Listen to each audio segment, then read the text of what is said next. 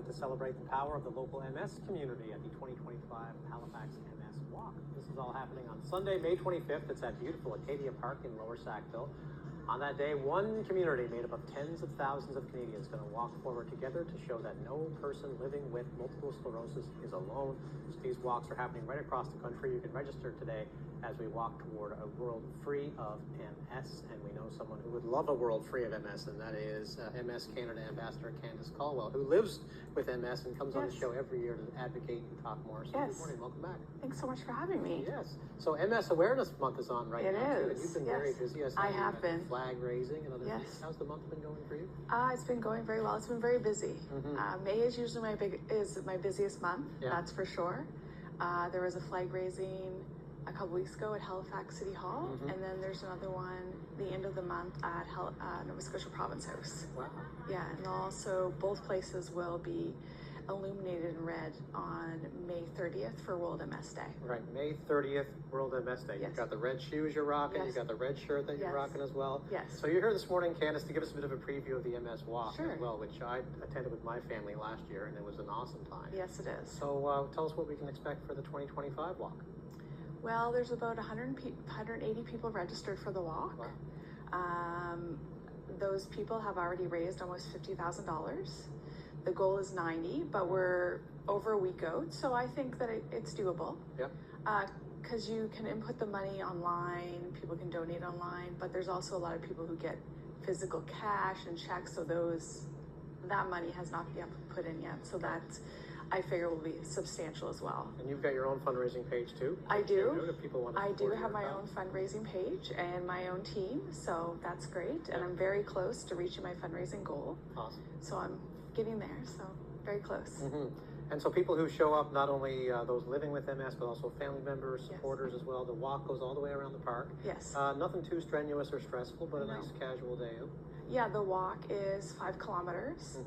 And I apologize, I don't remember how many loops that is, but you're all informed about that when you get there, and you do as much as you can or as much as you want to do. Yeah. I usually do 1 loop because there's just so much going on that day that's all I can do at that time. But it's not a competition. We're just there, as you said, to work towards a world free of MS. Yeah, exactly. So speaking of MS, I always ask you every year when you come on how you're feeling, how you doing, how are things going with your condition? I'm doing okay. As I said when I was coming in here, living with MS is always an adventure. I unfortunately live with severe fatigue every day, as well as a new thing for me is chronic pain, which is also every day. So that's kind of a new thing I'm dealing with right now. But both those are very common for people living with MS, unfortunately. Right, yeah, sorry to hear that. How do you stay optimistic through all this?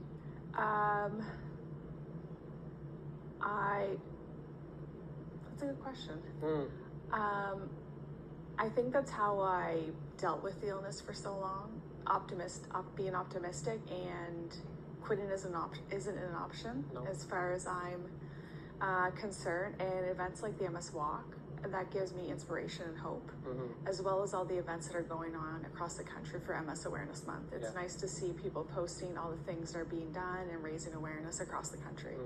I know you do so much posting. You should follow Candice on Instagram at Right Leg Down. Yes. For everything you need to know about, living with this. And you had a post recently that said, doctors say that to understand the fatigue of a person with a chronic illness, a normal person would need to stay awake for 3 days straight and then try to function. That really brought it home for me, just what you folks go through living with this, right? Yeah, exactly. Like sleeping, napping, it does zero.